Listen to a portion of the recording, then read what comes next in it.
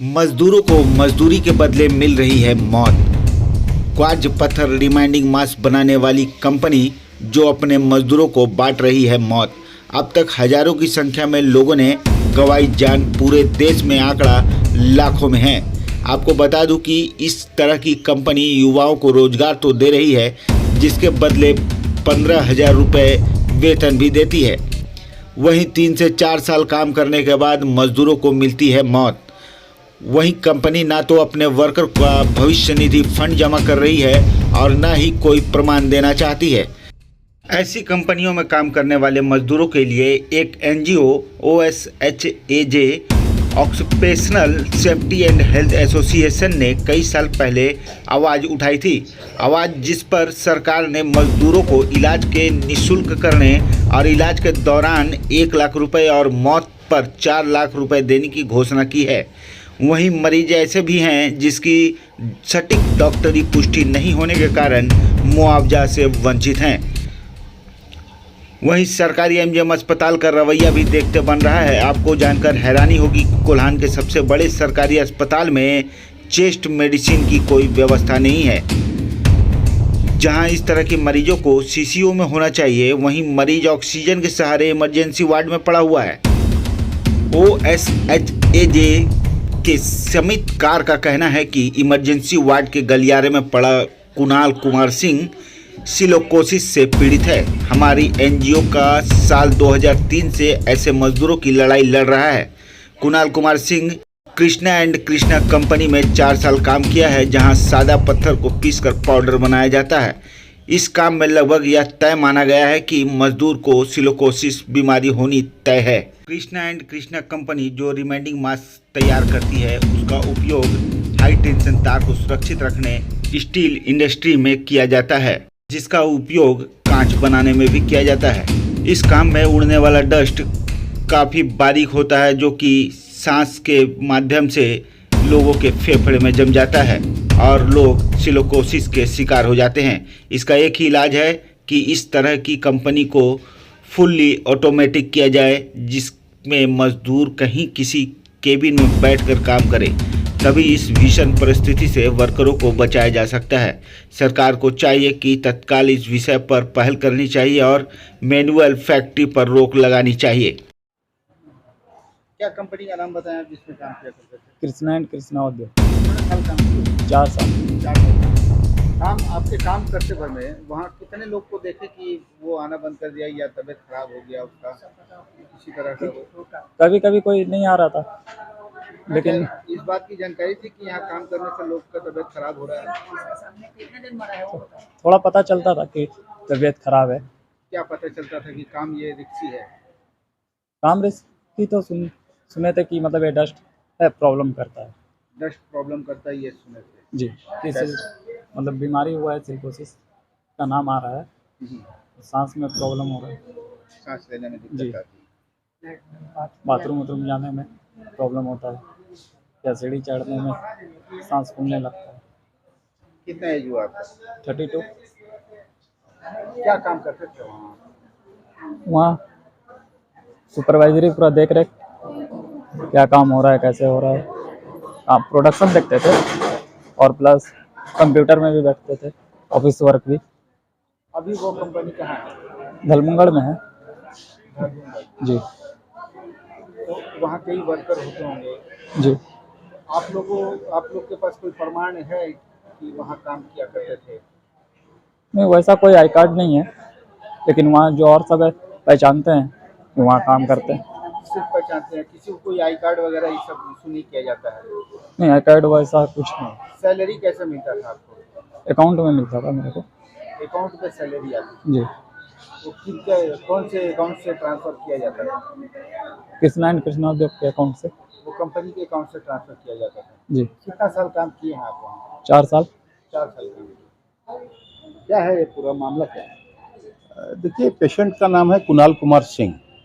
हमारे पास करीब हफ्ता 10 दिन पहले वहाँ से मुसाबनी से हमारे जो स्टाफ्स है उन्होंने एक सूचना दी कि कुणाल कुमार सिंह नामक एक व्यक्ति जो है वो काफ़ी बीमार है, टीबी है, टीबी भी है, टीबी का इलाज चल रहा है।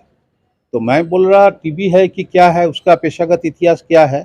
तो बोला कि वो धलबुमगढ़ का सफ़ेद पत्थर से पाउडर बनाने वाली कंपनी में वो काम करते थे। उनका नाम कुणाल कुमार सिंह है।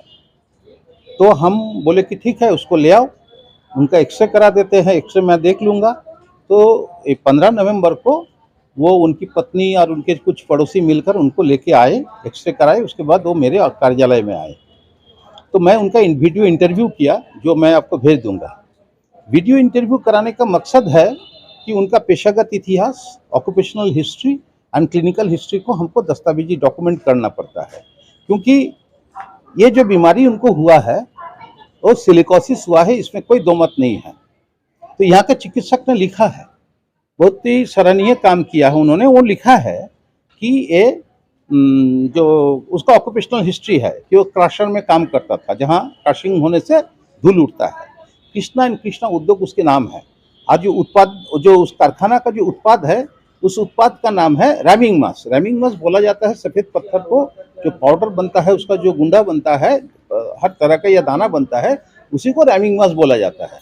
ये कभी नहीं बताया कि क्या बीमारी, मालिक को सारी जानकारी है, क्योंकि ये जो कारखाना धलबुमगढ़ का चल रहा है, वो उसी कारखाना जो मुसाबनी में है, उस कारखाना के करीब 500 मजदूर जो है वो सिलिको माने मर गए, 100 से अधिक लोग मर गए, और बाकी 100 से अधिक, 150 से अधिक लोग मर गए, और डुमरिया के लोग भी मर गए, और बाकी लोग जो है वो अभी सिलिकोसिस आक्रांत है।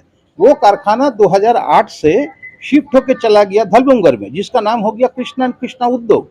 अब वो उसमें भी 26 मजदूर मर गए। सिलिकोसिस चिन्हितीकरण ही प्रॉब्लम है। सरकार ने तो हमारे पहल पर मानवाधिकार आयोग के हस्तक्षेप से एक नीति तय कर दिया है। क्या नीति तय कर दिया कि फैक्ट्री वर्कर के को वो मुआवजा मिलेगा। कितना मिलेगा? मुआवजा नहीं, उसको आर्थिक लाभ मिलेगा, मुआवजा नहीं। मुआवजा देना पड़ता कंपनी, जो कंपनी उनको नुकसान किया है कि ये कंपनी 500 से अधिक लोगों को मार चुका है जब मुसाबनी में ये यूनिट था और माने आक्रांत है, जिसमें 150 से लोग अधिक सिलिकोसिस से मर चुका है। बंगाल के लोगों का भी मुआवजा देने जा रहा है, यही राज्य सरकार दे रहे हैं। बंगाल का मजदूर है, यहाँ काम करने के लिए आया था, वही रैमिंग मास इंडस्ट्री है। तो मेरा कहने का है, इंडस्ट्री ये बहुत जरूरी है, चलना भी चाहिए, लेकिन आप उसका रोकथाम का कोई व्यवस्था नहीं करते हैं। तो सरकार ने जो बनाया है कि मजदूर को, सिलिकोसिस आक्रांत मजदूर को 1 लाख मिलेगा, मरने के बाद 5 लाख मिलेगा, चिन्हित नहीं होगा तो कैसे मिलेगा? और मान लीजिए यहाँ से रेफर कर दिया गया है कि आप वहाँ जाइए, बेहतर इलाज के लिए जाइए, लेकिन क्या बीमारी है, क्या बेहतर इलाज है, किस बीमारी का बेहतर इलाज के लिए जाना है, वो तो लिखना पड़ेगा ना। तो सरकार को चाहिए इस अस्पताल में चेस्ट मेडिसिन का विभाग खोला जाए, सिलिकोसिस जैसा पेशागत बीमारी का ओपीडी खोला जाए, ऑक्यूपेशनल डिजीज डिटेक्शन सेंटर खोला जाए, और चिकित्सकों को डिस्करेज नहीं किया जाए। यहाँ चिकित्सकों को डिस्करेज किया जाता। मैं आपको, मेरे पास ऐसा सब है, सुप्रीम कोर्ट का ऑर्डर है कि पूरा इनका चिकित्सा का खर्च सरकार को वहन करना पड़ेगा, लेकिन देखिए यहाँ मास्क जो है पेशेंट का परिवार को खरीदना पड़ा 500 रुपया। देखिए क्यों? इसका माने सुप्रीम कोर्ट का जो आदेश है उसका अवहेलना हो रहा है। अब डॉक्टर का लाभ, बहुत डॉक्टर यहाँ करना कुछ चाहते हैं, लाचारी में हालत है। मेरा कहना है कि डॉक्टर लोग जरा अपना जो एथिक्स है, मेडिकल एथिक्स, उसके बारे में सोचे। और जो ऊपर से जिन लोगों को दबाव देते हैं ना, हाँ, हम लोग जानते हैं, आज से नहीं, मैं 2003 से सिलिकोसिस पर काम कर रहा हूँ, ठीक है। ये डायरेक्टर साहब जो थे हेल्थ झारखंड के, आपका medical health services of Jharkhand का जो थे, वो मानवाधिकार आयोग की अदालत में खड़ा होकर बोले थे कि चिकित्सक लोग सिलिकोसिस लिखना नहीं चाहते हैं। तो जो जूरी बैठे थे हियरिंग के दिन, अदालत लगा था NHRC के कार्यालय में, कोर्ट में, तो बोले हाँ, वो चौंक गए थे। तो फिर उन्होंने बताया कि भाई ये कैसे हो सकता है, यही लिखेगा। तो बोला नहीं, उनको समझ में नहीं आता, समझता नहीं है सिलिकोसिस कैसे जांच किया जाता है। तो बोलेगा ऐसे डॉक्टरों को अब बहाली कैसे हुआ है? तो ये स्थिति बनी हुई, अभी भी कोई बदलाव नहीं है। 2008 का वो अदालत का बात मैं आपको जिक्र कर रहा हूँ, उसके बाद अभी भी है। हर पल पर लड़िए, हर एक केस पर लड़िए। अभी हम लोग 2000 ये से क्या बोलते हैं 21 का दिसंबर से लेकर अभी तक 178 एक्सरे प्लेट को हम लोग एक्सरे कराया, उसका जांच पड़ताल हम लोग कराएंगे। उसके बाद हम लोग एक आंदोलन भी शुरू करने जा रहे हैं, वो जो जिसकी सूचना संस्था का स्थापना दिवस 24 नवंबर से किया जाएगा। हम लोग मेमोरेंडम देंगे। हमारा मांग पत्र जो है हम उपायुक्त महोदय को उसको उपायुक्त महोदय के थ्रू माध्यम से हम लोग आदरणीय जो मुख्यमंत्री है हेमंत सोरेन जी के पास भेजेंगे और उसके बाद हमारा ये आंदोलन जारी रखेगा।